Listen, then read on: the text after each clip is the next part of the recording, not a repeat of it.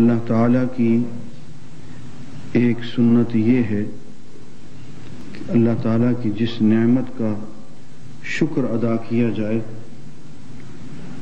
اللہ تعالیٰ وہی نعمت اور زیادہ کرتے ہیں، اور جس نعمت کی ناشکری کی جائے اللہ تعالیٰ وہ نعمت چھین لیتے ہیں۔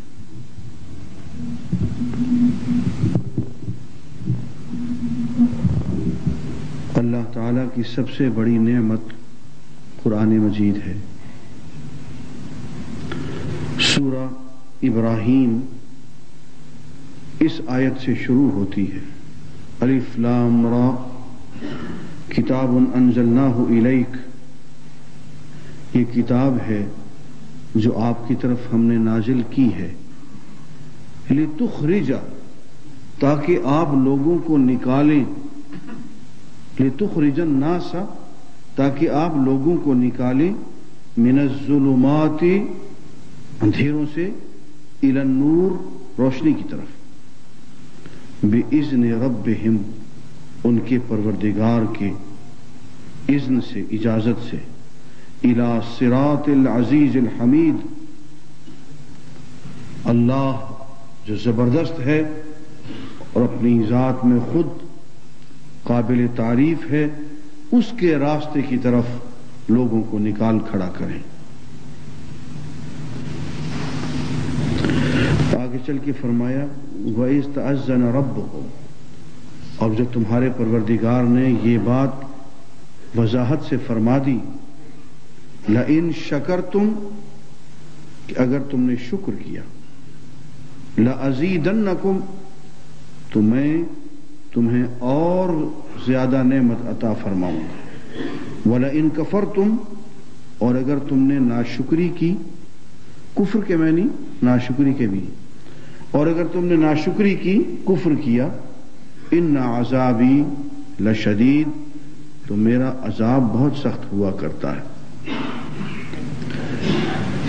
عزیزان گرامی، قرآن مجید میں ہم پڑھتے ہیں ان المبذرین کانوا اخوان الشیاطین، یہ فضول خرچ لوگ جو ہیں یہ شیطان کے بھائی ہیں۔ مبذر فضول خرچ آدمی کو کہتے ہیں۔ خرچ کی تین قسمیں ہوتی ہیں، ایک ہے اسراف، بلکہ فضول خرچی کی تین قسم، اسراف جائز خرچہ کرنا لیکن ضرورت سے زیادہ کرنا، کھانا ہے، پینا ہے، کپڑے پہننا ہے، جائز لیکن ضرورت سے زیادہ، اس کو اسراف کہیں گے۔ ایک ہے تبذیر، ناجائز جگہ پہ خرچ کرنا، خواہ تھوڑا خواہ زیادہ، شراب کی بوتل خرید لائے، تبذیر ہو گئی۔ سگریٹ کی ڈبیا لے آئے، ہاں ہمارے یہاں کے مولوی کو پتہ نہیں ہے کہ سگریٹ کے اندر ہوتا کیا ہے، بیچارے کو سائنس نہیں آتی، اس لیے تمباکو کو، سگریٹ کو مکروہ قرار دیا، اور پتہ چلا کہ مفتی صاحب گھر میں بیٹھے حقہ پی رہے ہیں۔ بڑے بڑے علماء کرام سگریٹ نوش فرماتے ہیں، گھر میں حقہ بھی پیتے ہیں، اس لیے پتہ نہیں ہے کہ تمباکو کے اندر اللہ نے کیا رکھا ہوا ہے۔ اب جو اس کی تحقیق کروائی گئی سائنسدانوں سے، دارالافتاء سعودی عرب نے، مصر کے علماء نے سائنسدانوں سے تحقیق کروائی اور پتہ چلا کہ اس کے اندر کیا ہے، تو فوراً فتویٰ دے دیا کہ یہ مکروہ نہیں ہے، یہ حرام ہے۔ جی اطلاع عرض ہے کہ سگریٹ پینا مکروہ نہیں ہے، حرام ہے۔ تو سگریٹ پینا اور سگریٹ کی ڈبیا خرید کے لے آنا یہ تبذیر ہوگا۔ ایک تیسری قسم ہے کہ ایسا خرچہ کیا جو نہ حلال نہ حرام، غیر ضروری، اس کو کہتے ہیں الترف، دکھاوے کا خرچ، اس کو مترف کہتے ہیں۔ تو تو یہ 3 قسم کے خرچے ہوتے ہیں: اسراف، تبذیر اور ترف۔ تبذیر بالکل حرام پہ خرچہ کرنا۔ مبذر کو اللہ تعالیٰ نے قرآن مجید میں شیطان کا بھائی قرار دیا۔ اور شیطان کا بھائی کیوں قرار دے دیا؟ اِنَّ الشَّیطَانَ کَانَ لِرَبِّهِ کفورا، کہ شیطان جو ہے اپنے پروردگار کا بہت ناشکرا نکلا۔ اللہ نے بڑی نعمتیں اس کو دیں، اپنا قرب، اس سے بڑی نعمت کیا ہو سکتی؟ اس کائنات میں اللہ کے قرب سے بڑی نعمت تو کوئی نہیں ہو سکتی۔ وہ اللہ نے اس کو دی، لیکن اس کمبخت کو راس ہی نہیں آئی۔ بعضوں کو عزت راس نہیں آتی، اس کو راس نہیں آئی۔ وہ یہ سمجھا کہ یہ عزت، یہ قرب جو مجھے اللہ کا ملا ہے، یہ شاید میری کسی خوبی کی وجہ سے ملا ہے۔ فلسفی نکلا نا۔ عاشق نکلتا، محبت والا ہوتا، عشق والا ہوتا، تو یہ اس کو محبوب کا کمال سمجھتا، اپنا کمال نہ سمجھتا۔ اس ظالم نے، احمق نے اس کو اپنی ذات کا کمال سمجھا کہ اللہ کا قرب اس کو نصیب ہو گیا، اور اپنی ذات کے کمال کو بنیاد بنا کے اللہ کے ساتھ بھیڑ گیا۔ لا حول ولا قوت الا باللہ، اور ہمیشہ کے لیے مردود ہو گیا۔ فرمایا کہ اس کو نعمت دی گئی اللہ کے قرب کی، اس نعمت کی اس نے ناشکری کی۔ مبذر، اس کو اللہ نے نعمت دی ہے، مال دیا، جائیداد دی، اس کو حرام کام میں اڑاتا ہے، ناشکری کرتا ہے، کفران نعمت کرتا ہے، شیطان کا بھائی ہے، کہ شیطان نے بھی اللہ کی نعمت کی قدر نہیں کی، اور مبذر نے بھی اللہ کی نعمت کی قدر نہیں کی۔ تو فرمایا کہ شکر کرو گے تو میں بہت دوں گا، اور ناقدری کرو گے تو میں چھین لوں گا۔ اس نے آدھا ملک چھین لیا نا، اتنا بڑا ملک آدھا چھین لیا، پتہ بھی نہیں چلنے دیا، اور اب بھی موقع ہے کہ ہم کفران نعمت سے باز آ جائیں۔ آگے فرماتے ہیں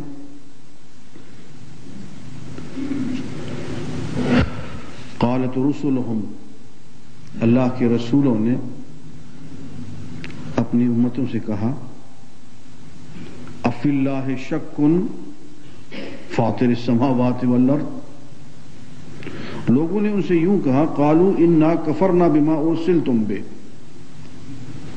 کہ یہ تم وحی لے کے آ گئے ہو، اللہ کا کلام لے کے آ گئے ہو، ہم اس کو نہیں مانتے، ہم اس کا کفر کرتے ہیں۔ وَإِنَّا لَفِي شَكٍّ مِّمَّا تَدْعُونَنَا إِلَيْهِ مُرِيبٍ، اور جس چیز کی طرف تم ہمیں بلاتے ہو، اللہ کی طرف، اللہ کے کلام کی طرف، اللہ کے قرب کی طرف، ہمیں سب چیز کے بارے میں شک ہے۔